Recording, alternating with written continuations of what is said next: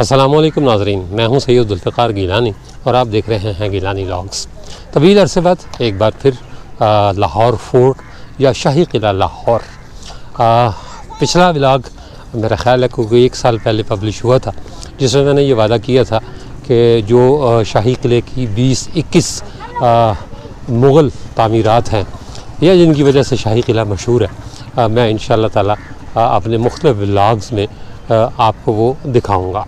आज इसी मकसद के लिए आया हूँ, लेकिन इब्तिदा कर रहा हूँ वहीं से जहाँ से शाही किले में आने वालों को खुशामदीद कहा जाता है। मेरे सामने बोर्ड लगा हुआ है जिसमें शाही किले की तारीख़ लिखी हुई है मुख्तसर सी, और मुख्तसर सी मैं आपको बताऊँगा क्योंकि ये सारी तफसीलात मैं आपको पहले भी बता चुका हूँ। 1566 में सबसे पहले मुग़ल शहंशाह जलालुद्दीन मोहम्मद अकबर ने इस किले को तामीर करवाया, लेकिन ये पहली तामीर नहीं थी क्योंकि कहते हैं कि लाहौर क़ब्ल मसीह भी आबाद था। ये अलग बात है कि लोगों को पता नहीं था कि लाहौर में क्या है क्या नहीं। कच्चा किला बना, अपना शहाबुद्दीन गौरी के हमलों में भी इसका ज़िक्र है। मंगोलों ने भी लाहौर को तबाह बर्बाद किया, फिर बलबन ने इसे तामीर करवाया और अमीर तैमूर ने इसको बर्बाद कर दिया। इस किले को सुल्तान मुबारक शाह ने मतलब जो ख़ानदान सादात ने कुछ अरसा दिल्ली के तख्त पर हुकूमत की 1421 में मिट्टी और गारे की मदद से तामीर करवाई। फिर काबुल का अमीर था शेख अली, उसने इस किले की मुरम्मत करवाई और बिल आखिर जलालुद्दीन मोहम्मद अकबर, जिसे अकबर आज़म भी कहा जाता है, उसने 1566 में पुरानी बुनियादों पर पक्की ईंटों से इसकी तामीर करवाई। कहते हैं शुमाल वो तब जो है वो दरिया रावी इसके कदमों में बहा करता था, चुनांचे उसने शुमाल की जानिब दरिया रावी की तरफ इसकी तोसी की। शहंशाह अकबर ने अपने अहद में अकबरी महल, दौलत खाना, खासवाम, मशहूर झरोका और मस्जिदी दरवाज़ा बनवाया। बाद में आने वाले हुक्मरान इसमें मज़ीद इमारतों का इजाफा करते रहे। जैसे जहांगीर ने 1605 से 1627 ईस्वी तक वो बरसर इक़्तिदार रहा। उसने मकातिब खाना और अहाता जहांगीरी 1618 में तामीर करवाया। शाहजहां जो 1627 से 1658 तक बरसर इक़्तिदार रहा, उसने शीश महल और दीवान आम 1631 में तामीर करवाए और 1633 में ख्वाबगाह शाहजहानी, शाही हिमाम और खिलवत खाना तामीर करवाए। 1645 में दीवान ख़ास और गालिबन इसी साल मोती मस्जिद तामीर कराई गई। औरंगज़ेब आलमगीर ने 1674 में आलमगीरी दरवाज़ा तामीर करवाया। महाराजा रंजीत सिंह ज़ाहिर है वो भी यहाँ हुक्मरान रहे। 1799 से 1839 तक उन्होंने किले की बैरूनी दीवार, खंदक, 8 दरा, हवेली माई जिंदा और 12 दरी शेर सिंह तामीर करवाई। 1849 में अंग्रेज़ों का कब्ज़ा हो गया, जो कि 1927 तक रहा। इस दौरान अंग्रेज़ी फ़ौज ने किले की जनूबी दीवार तोड़कर सीढ़ियाँ बनवाई। किले की हिसारी दीवारों को मजबूत बनाने के लिए मखसूस फासलों पर निस्फ दायरानुमा मोर्चे बनाए गए।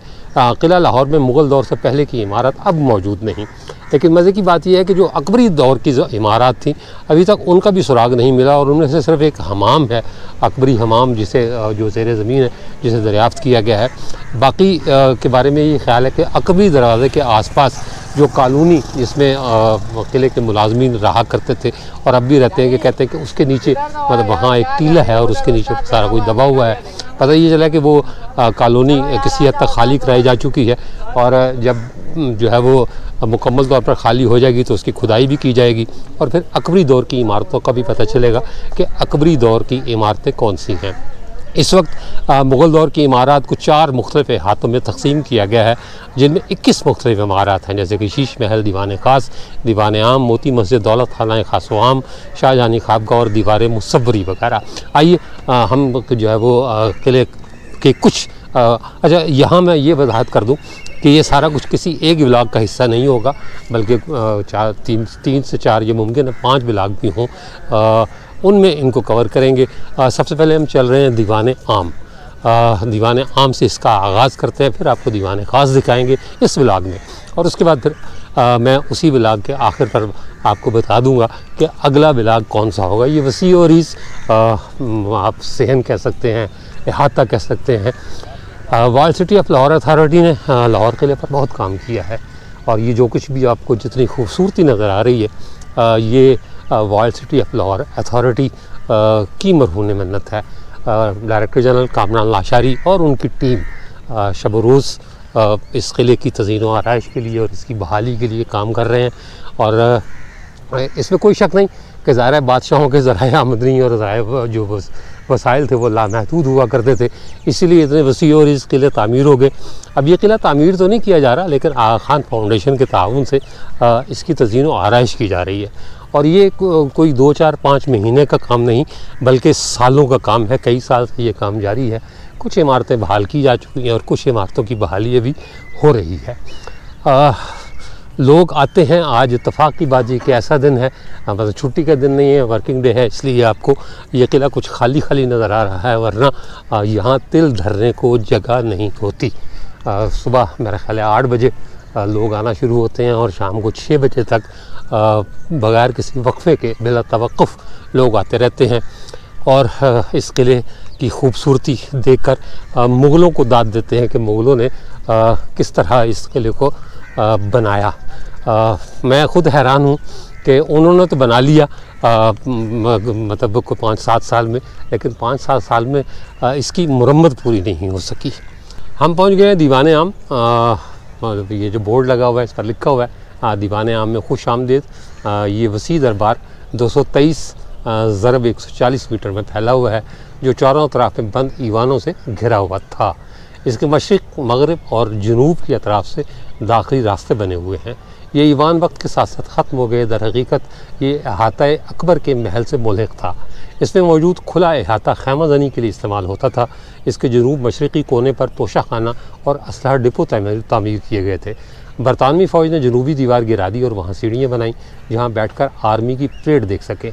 अहाते के मशरक़ी जानिब किले का मरकज़ी दरवाज़ा, जिसे अकबरी दरवाज़ा कहा जाता है, ये सामने आपको अकबरी दरवाज़ा नज़र आ रहा होगा। इस वक्त इसकी मुरम्मत जारी है। कुछ अर्सा पहले तो ये बहुत ही वीरान हो गया था। मेरा ख्याल इसकी बैरूनी समत को दुरुस्त किया जा चुका है और अंदरूनी समत की इसकी जो है वो मुरम्मत हो रही है। और इसके साथ ही ये जहाँ कैमरा है, इस तरफ कॉलोनी है, उस कॉलोनी को खाली कराया जाएगा और बाद में तलाश किया जाएगा अकबर के दौर की इमारतों को।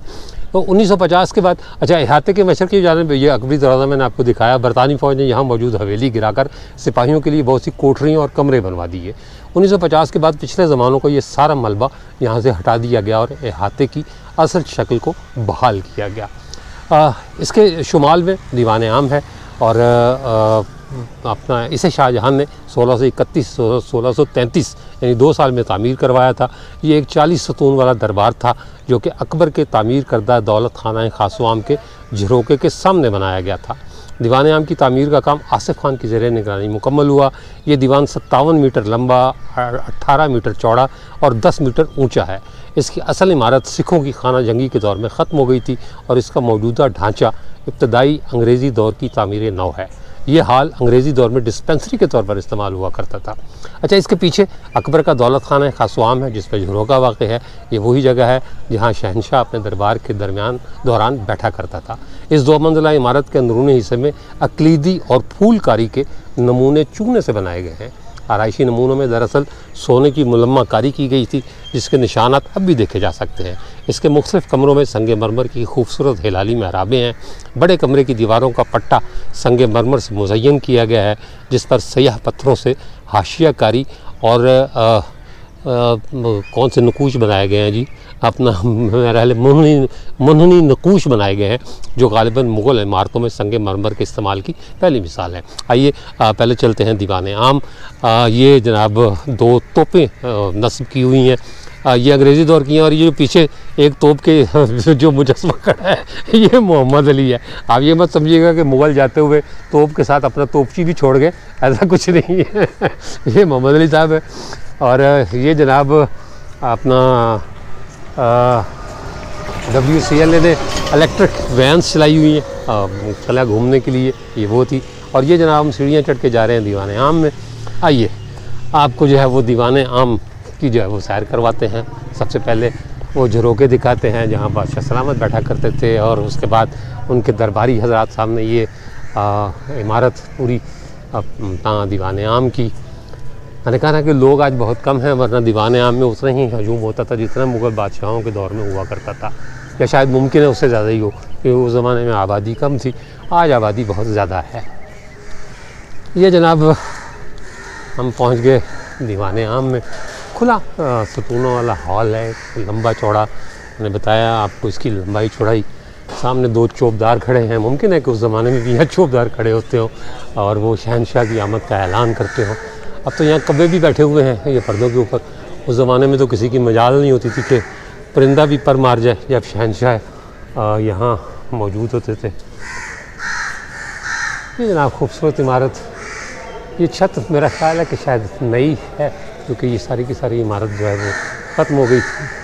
ये सामने झरोके बने हुए हैं और ये 2 चौबदार भाई हमारे खड़े हैं मुग़ल दौर की याद दिलाने के लिए। लिबास भी उन्होंने वही पहना हुआ है, साथ ढाल है, नेज़ा है और तलवारें मेरा ख्याल है कहीं छोड़ आए हैं ये अपनी। तो ये सामने झरोका जहाँ से बादशाह सलामत जो है वो दर्शन दिया करते थे या बैठा करते थे, उस झरोके के ऐन सामने ये दोनों नौजवान खड़े हैं। क्या नाम है आपका सरकार? गुलाम अली। कैसे आवाज़ लगाते हैं? नहीं इतनी आराम से तो किसी को भी सुनाई नहीं देगा। बोलते ही वो है, मैं नहीं बोलता। अच्छा वो बोलते हैं, आप नहीं बोलते। अच्छा जी, साथ खड़े हो तुम। आपका क्या नाम है सरकार? जी मोहम्मद आफ्ताब। आवाज़ कैसे लगाते हैं? बादशाह की आमद का ऐलान कैसे करते हैं? दब्बा मुलाइजा होशियार। ये तो मैनू नहीं सुनाई देता, तो लोगों को की पता लगेगा।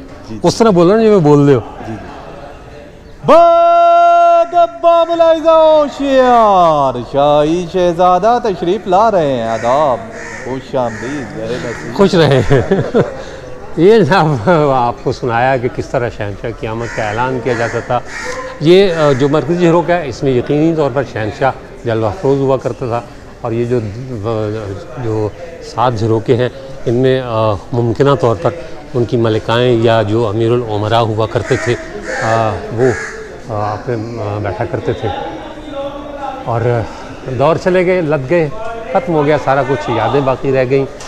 यही दुनिया का दस्तूर है, यही अल्लाह ताला का कानून है, कानून कुदरत हम जिसे कहते हैं कि लोग चले जाते हैं, उनकी यादें जो है वो रह जाती हैं, नाव रह जाते हैं। ये छोटी ईंट का फ़र्श ये किसी हद तक पुराना है, हाँ, लेकिन मैं ये नहीं कह सकता कि मुग़ल दौर का ये फ़र्श है, ऐसा नहीं है कुछ भी। दीवान आम की खूबसूरत इमारत संगे सुर्ख के 40 सतूनों पर खड़ी है, जिसे ऊंचे चबूतरे पर बनाया गया है। इसके 3 अतराफ संगे सुर्ख की झालर यानी कटहरा बना हुआ है और हर तरफ से रास्ता चबूतरे पर जाता है, जिससे उमरा, वज़रा और दीगर मुलाजमीन दीवान में दाखिल होते थे। शाहजहां का दीवान आम 1841 में उस वक्त तबाह हो गया जब महाराजा रंजीत सिंह के बेटे शेर सिंह ने महाराजा खड़क सिंह की बीवी महारानी चंद कौर के खिलाफ लड़ाई में किले पर गोलाबारी की। शेर सिंह ने बादशाही मस्जिद के मीनारों पर तोपें नस्ब की, जिससे उसका बेशतर हिस्सा तबाह हो गया। मौजूदा ढांचा अंग्रेज़ों ने सिखों के खिलाफ फतह के बाद 1849 में बनाया। 1927 में इसे महकमा आसार कदीमा के सपुर्द कर दिया गया, जिसने इसे असली सूरत बख्शी। इस दीवान आम को आगरा किले के दीवान आम की तर्ज पर बनाया गया था। यहाँ बादशाह न सिर्फ आम सामईन को दर्शन दिया करता बल्कि उनकी दादरसी भी किया करता था। ये जनाब इसके पीछे भी कमरे बने हुए हैं। मैं देखता हूँ क्या इसको पीछे से भी आपको दिखाया जा सकता है, यानी इसकी अकबी समत भी दिखाई जा सकती है या नहीं। तो आइए अब चलते हैं दीवान ख़ास। दीवान आम हमने देख लिया, अब दीवान ख़ास चलते हैं कि वो क्या था। ये दीवान आम का अकबी हिस्सा इस वक्त खैर जैसा भी है आपको दिखाई दे रहा होगा। अच्छा, ये नीचे जो है वो फर्श पर अब भी कुछ जो है वो इमारतों की बुनियादें रह गई हैं बाकी। इसका मतलब है कि ये सारी की सारी जगह जो है आकूपाइड थी, यानी यहाँ इमारतें हुआ करती थी। ये दीवान आम का अकबी हिस्सा, और यकीनी तौर पर यहीं कहीं वो दरवाज़ा भी होगा या सीढ़ियाँ भी होगी जहाँ से बादशाह सलामत अंदर जाया करते थे। अब तो खैर चूँकि सारा कुछ बंद हो चुका, नहीं पता, तो ये मुमकिन है कि इन जालियों के पीछे कोई ऐसा गेट, कोई ऐसी जो है वो सीढ़ियाँ हों जहाँ से बादशाह सलामत अंदर जाया करते थे। बहरहाल ढांचा अब भी अपनी जगह पर मौजूद है। वाल सिटी फ्लावर अथॉरिटी ने बहुत सारी चीज़ों को बहाल किया है, लेकिन अकबी समत पर मेरा ख्याल है कि कुछ काम होना भी बाकी है। इसलिए कि जो है वो इसकी दीवारें अभी तक सयाह पड़ी हुई हैं। मुमकिन है कि दोबारा कभी आना हो तो ये सारी चीज़ें जो है वो बहाल हो चुकी हों। दीवान आम के बिल्कुल साथ जुड़ा हुआ खड़क सिंह का महल है। अच्छा, इसके बारे में ये कहा जाता है कि इसका निचला हिस्सा तो मुगलिया दौर का बना हुआ था, लेकिन जब सिख बरसरे इक़्तिदार आए महाराजा रंजीत सिंह, तो उसने इसकी बालाई मंजिल पर अपने बेटे खड़क सिंह के लिए एक महल तामीर करवाया। ये वो महल है। इस वक्त इसकी तज़ीन व आराइश हो रही है, मरम्मत हो रही है। मेरा नहीं ख्याल के अंदर कुछ चीज़ ऐसी देखने के लिए होगी। इंशाअल्लाह ताला ज़िंदगी रही तो जब ये बहाल हो जाएगा तो फिर जो है वो आपको इसकी भी सैर करा देंगे। ये दीवान आम, यहाँ इसका थोड़ा सा ऊपरी हिस्सा नज़र आ रहा है, आप देख लें, ऊपर गुंबद बना हुआ। ये नीचे ये सीढ़ियाँ चढ़कर मैं आया हूँ। वॉल सिटी वालों की मेहरबानी कि उन्होंने मुझे ऊपर आने दिया।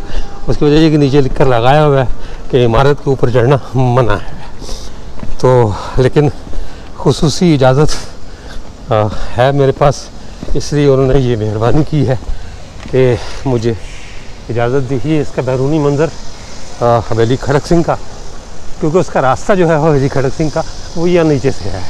ये जो दरवाज़ा आपके सामने नज़र आ रहा है, यही हवेली खड़क सिंह का दाखिली रास्ता हुआ करता था, और अभी जब ये बहाल हो जाएगी तो इसका रास्ता यही होगा। ये महल 8 कमरों और एक बड़े हाल पर मुश्तमिल था, जिसकी छत लकड़ी और दीवारों पर चूने का प्लस्तर किया गया था, जो अपनी खूबसूरती के लिहाज से एक आला नमूना था। दीवान आम के बाद हम पहुँचे दीवान ख़ास। Hall of private audience was built by Wazir Khan, the then governor of Lahore, for Mughal Emperor Shah Jahan in 1645 AD.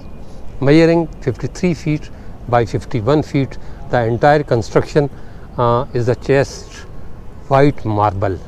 Its charming multi-cast arches and graceful pillars are matchless in the fort. Parapets are decorated with the inlay work. It was enclosed with skillfully carved marble screen. Presently, this screen exists only in the northern side. During the British period, it was converted into a chapel, and some alterations were made. Floor is laid in marble, intarsia of different colors in geometrical pattern, and fine cup-shaped castron in the middle is decorated with Petra Dura work. ये जनाब एक संगी तख्ती लगी हुई है। ये वैसे अहाता शाहजहानी भी कहलाता है ये जो हिस्सा है। ये पीछे मैं पहले आपको ये दिखा दूँ, ये जो मीनार है इसकी मुरम्मत हो रही है, और एक मीनार वो सामने आपको नज़र आ रहा होगा, उसकी मुरम्मत की जा चुकी है, यानी उसकी तज़ीन व आराइश मुकम्मल हो चुकी है। अहाता शाहजहानी इसकी जो सबसे जो खूबसूरत चीज़ है वो यही है, अपना दीवान ख़ास। ये कहते हैं कि ये अहाता शाहजहां दौर की 2 अहम इमारत दीवान ख़ास और ख़ाबगाह शाहजहानी पर मुश्तमिल है। ग़ालिबन ये अहाता शाहजहां की पसंदीदा तरीन इमारतों में से एक था, इसीलिए बहुत खूबसूरती से सजाया गया। यहाँ जहांगीरी अहाते के बरक्स 150x150 साइज़ का 4 बाग मौजूद है, जिसके शुमाल में दीवान ख़ास और जुनूब में ख़ाबगाह शाहजहानी है। इसकी मशरक़ी समत में अहाता जहांगीरी के दालान है, जबकि मगरबी समत में लाल बुर्ज का कुछ हिस्सा है। ये अहाता जन्नत नज़ीर बाग की सूरत में तामीर किया गया, जिसके वस में हौज़ और महताबी बनाई गई। दीवान ख़ास की बैरूनी जानिब दीवार मुसव्वरी के बिल्कुल साथ अर्ज़गाह की इमारत है, जिसकी तारीख़ तामीर मुग़ल दौर से ताबीर की जाती है। दीवान ख़ास मैंने आपको बताया कि 1645 में बनाया गया। दीवान ख़ास की इमारत शाहजहानी अहाते के शुमाल में बिल्कुल दरमियान में और लाल बुर्ज के मशरक़ में वाक़ है। दिलरुबा सतूनों पर खड़ी ये बारादरी शाहजहां ने 1645 में गवर्नर लाहौर आसिफ खान के ज़ेर इंतज़ाम तामीर कराई। अच्छा, मज़े की बात यह है कि जो अंग्रेज़ी का जो लगा हुआ है पत्थर, उस पर वज़ीर खान लिखा हुआ है और यहाँ आसिफ खान लिखा हुआ है। गवर्नर लाहौर वज़ीर खान और यहाँ लिखा हुआ है गवर्नर लाहौर आसिफ खान। ये एक दिलकश महराबी बारादरी है जो कि खूबसूरत कंदा की हुई संगे मरमर की जालियों से मुज़य्यन है। इसका फ़र्श मुख्तलिफ़ रंगों के संगे मरमर और अक़लीदी नमूनों से मुज़य्यन किया गया है। इसके दरमियान में एक प्याला नुमा खूबसूरत हौज़ वाक़ है, जिस पर कीमती पत्थर से बिछी कारी की गई है। अंग्रेज़ दौर में से चर्च यानी चैपल में तब्दील कर दिया गया था। ख़ाबगाह शाहजहानी 5 कुशादा ईवानों पर मुश्तमिल इमारत है, जो कि अहाता शाहजहानी के जनूब में 1634 में तामीर की गई। इन ईवानों के दाखिली रास्ते कसीरुल हिलाली छोटी मेहराबों पर मुश्तमिल है, जबकि इन ईवानों के अक़बी हिस्से पर संगे मरमर की जालियाँ लगी हुई हैं। इस इमारत की दीवारों और छत पर की गई गचकारी और सोने की मुलम्माकारी के आसार अब भी मौजूद हैं। बस्ती ईवानों के फ़र्श को एक फवारे से मुज़य्यन किया गया है। ये अंग्रेज़ी का जो एक कत्ता लगा हुआ है, इस पर Wazir Khan then governor of Lahore लिखा हुआ है और उस पर जो है वो आसिफ खान का नाम लिखा हुआ है। आइए आपको जो है वो दीवान ख़ास मैं दिखाने लाया था। मतलब ये चूँकि अहाता शाहजहानी में वाक़ है, इसलिए साथ कुछ हिस्से अहाता शाहजहानी के भी आएंगे। ये सामने दीवान ख़ास, यानी आप यूँ समझ लें कि जैसे आजकल की पार्लियामेंट के दो ईवान हैं, एक कौमी असम्बली यानी ईवान ज़ेरी और दूसरा ईवान बाला यानी सैनट। तो वो जो दीवान आम आपने देखा उसमें सारे ही दरबारी और उमरा शरीक हुआ करते थे, लेकिन इस दीवान में जो ख़ास लोग हुआ करते थे, जो बादशाह के पसंदीदा होते थे, उन्हें इस महफ़िल में शिरकत की इजाज़त हुआ करती थी। तो ये जो है वो हौज़ का जो बनाया गया था और ये उसकी इमारत, इसमें जो है बहुत खूबसूरत जालियाँ लगी हुई हैं। पता नहीं क्यों लोगों का दिल चाहता है कि इन खूबसूरत इमारतों को तबाह कर दिया जाए, बर्बाद कर दिया जाए, जैसे अंग्रेज़ों ने किया कि इसे चप्पल बना दिया। लेकिन बहरहाल रंग रोगन इसका ख़त्म हो गया हुआ है, उखड़ गया हुआ है, लेकिन आज भी ये इमारत मतलब जो कुछ बाकी बच गया है उसके हिस्से बताते हैं कि अपने दौर की ये एक खूबसूरत तरीन इमारत होगी। मैं ये तो नहीं कहूँगा कि मुझे मुग़लों पर रश्क आता है कि उन्होंने इतनी खूबसूरत इमारतें बनाई, लेकिन चूँकि उनके पास वसाइल थे, उनके पास जो है वो जाहो जलाल था, पैसा था। हिंदुस्तान अंग्रेज़ों के दौर तक सोने की चिड़िया रहा और उसके बाद वो चिड़िया उड़ गई। आज हमारे हाथ में कुछ भी नहीं सिवाय इन इमारतों के जिनके खंडर आपको नज़र आ रहे हैं। लेकिन फिर भी वो कहते हैं ना कि खंडर बताते हैं कि इमारत हसीन थी, तो इसके खंडर भी जो है वो बताते हैं कि ये जो दीवान ख़ास जहाँ शहाबुद्दीन मोहम्मद शाहजहान अपने दरबारी जो ख़ास दरबारी होते थे, यानी ये सैनट थी उसकी, तो अपने जो ख़ास उमरा थे उनके साथ जो बैठकर मशवरे किया करता था वो कुछ ख़ास ही होते होंगे, इसीलिए इसको अलग से एक कोने में बनाया गया और इसे दीवान ख़ास का नाम दिया गया। ये शाही किले की उन यादगार इमारतों में से एक है जिनकी वजह से इसे मुग़लों के अरूज का दौर कहा जाता है। किले और भी हैं, मुग़लों ने बहुत सारे किले बनवाए, लेकिन अटक फोर्ट मैंने आपको उसका भी विज़िट करवाया है। इसके अलावा भी मुग़लों के बनाए हुए बहुत सारे किले मौजूद हैं, दिल्ली में, आगरा में, हिंदुस्तान के दूसरे शहरों में। लेकिन जो एजाज़ शाही किला लाहौर को हासिल है, ये शायद ही किसी और किले को हो।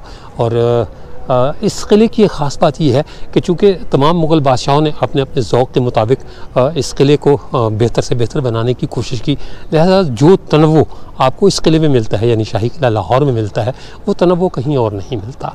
और मेरा नहीं ख्याल कि जैसे वो एक सीढ़ी की तरह होता है ना कि नीचे से ऊपर जाना, तो मुग़लों ने मुख्तलिफ़ ज़मानों में जो तरक्की की उसका भरपूर अक्स आपको इन इमारतों में नज़र आता है।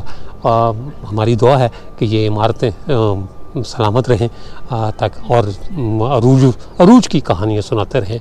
ज़वाल बहरहाल है, मुग़लों को भी ज़वाल आया, लेकिन ये उस दौर की कहानियाँ हैं जब मुग़ल अपने अरूज पर थे। इसके साथ ही इजाज़त दीजिए, इंशाअल्लाह ताला जो अपना शाही किले के मज़ीद व्लॉग के साथ आपकी खिदमत में दोबारा हाज़िरी होगी। जाने से पहले, रुखसत लेने से पहले आपको ये बता दूं कि अगला व्लॉग ख़्वाबगाह जहांगीरी के बारे में होगा। मैं आपको बताऊंगा कि वो कब तामीर हुई, उसके अंदर की सैर भी कराऊँगा, कुछ मखतूते वहाँ रखे हुए हैं वो भी दिखाऊँगा। ये मतलब शाही किले का आप समझ लें कि पहला व्लॉग है दीवान आम और दीवान ख़ास का, और अगला व्लॉग होगा ख़्वाबगाह जहांगीरी का। इसके साथ ही इजाज़त दीजिए, इंशाअल्लाह ताला अगले व्लॉग में दोबारा मुलाकात होगी। तब तक के लिए अल्लाह हाफ़िज़।